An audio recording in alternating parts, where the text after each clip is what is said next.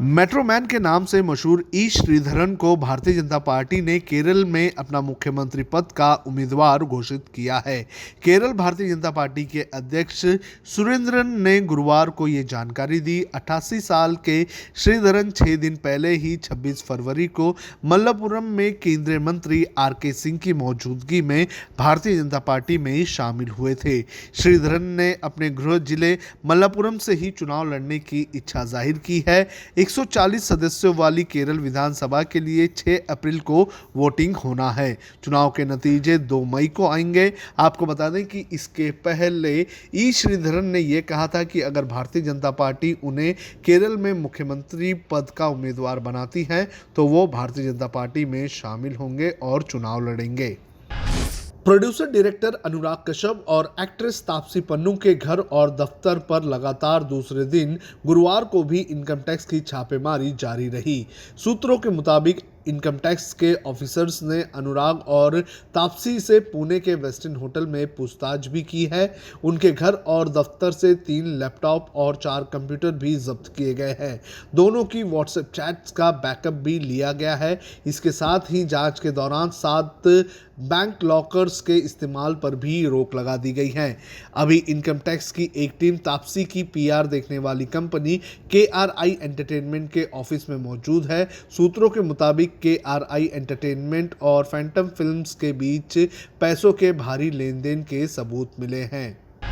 Supreme court ने कहा है कि ओवर द टॉप यानी कि OTT प्लेटफॉर्म्स पर जो कंटेंट दिखाया जाता है उसकी स्क्रीनिंग होनी चाहिए, क्योंकि कुछ प्लेटफॉर्म्स पर तो पोर्नोग्राफी भी दिखाई जा रही है। सुप्रीम कोर्ट ने केंद्र सरकार से सोशल मीडिया और ऑनलाइन स्ट्रीमिंग प्लेटफॉर्म्स को रेगुलेट करने के लिए बनी नई गाइडलाइंस सौंपने को कहा है। सुप्रीम कोर्ट अमेजॉन की क्रिएटिव हेड अपर्णा पुरोहित की अग्रिम जमानत अर्जी पर सुनवाई कर रहा था। वेब सीरीज तांडव में हिंदू देवी देवताओं का अपमान होने और प्रधानमंत्री जैसे संवैधानिक पद की गरिमा से खिलवाड़ करने के आरोपों के बाद उत्तर प्रदेश के 3 शहरों लखनऊ, नोएडा और शाहजहांपुर में FIR हुई थी। हालांकि इस मामले में कोर्ट ने कोई फैसला नहीं सुनाया है। कोर्ट ने अपर्णा की जमानत पर सुनवाई शुक्रवार तक के लिए टाल दी है। समाजवादी पार्टी के महाराष्ट्र इकाई के प्रमुख अबू आजमी ने अयोध्या में 1992 में हुई बाबरी मस्जिद विध्वंस को लेकर मुख्यमंत्री उद्धव ठाकरे के प्रति सख्त नाराजगी प्रकट की है। आजमी ने कहा कि ठाकरे ये न भूले कि वे राज्य के मुखिया हैं। आपको बता दें कि उद्धव ठाकरे ने महाराष्ट्र विधानसभा के बजट सत्र में हिंदुत्व को लेकर भारतीय जनता पार्टी को नसीहत देते हुए कुछ बातें कही थी। इस पर आजमी ने कहा कि उद्धव ठाकरे भूल गए हैं कि वे सिर्फ शिवसेना नेता नहीं हैं, वे राज्य के प्रमुख हैं, उन्हें ऐसी बात नहीं करनी चाहिए।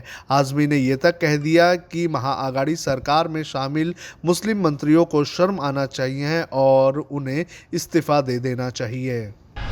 आज सुबह ये खबर आई थी कि ताज के अंदर बम रखा गया है। इसके बाद पुलिस ने ताज परिसर को बंद कर दिया और सर्च ऑपरेशन शुरू किया। सर्च ऑपरेशन के बाद पुलिस को ताज परिसर में कुछ नहीं मिला और पुलिस ने एक बार फिर से पर्यटकों के लिए ताज परिसर को खोल दिया। पुलिस का कहना है कि ये एक फर्जी कॉल था और जिसने कॉल किया था उसकी पहचान हो चुकी है। पुलिस ने फिरोजाबाद से उससे हिरासत में भी ले लिया है। अब खबरें पाइए सबसे पहले हमारे मोबाइल न्यूज एप्लीकेशन पर।